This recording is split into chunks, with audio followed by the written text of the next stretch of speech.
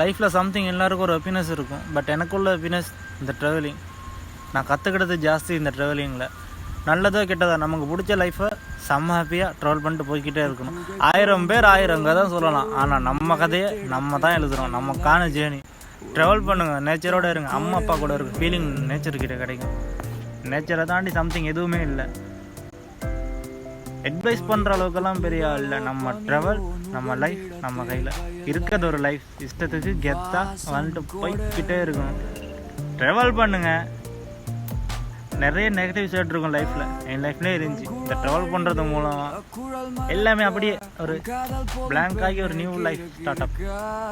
So நேச்சரோடு இருக்க எந்த ஒரு ஹாப்பினஸ் எங்கே தேடினாலும் கிடைக்கவே கிடைக்காது. அம்மாவோட கருவில் இருக்கிறதுக்கான ஒரு ஹாப்பினஸ் இங்கே கிடைக்கும். ஸோ ட்ராவல் பண்ணுங்கள். நான் டெய்லி ட்ராவல் பண்ணுறேன். எனக்கான ட்ராவலிங்கில் நான் கற்றுக்கிறது ஜாஸ்தி. கற்றுக்கிறதுல எந்த வித தப்புமே இல்லை. கண்ணை மூடிட்டு ஓடுங்க.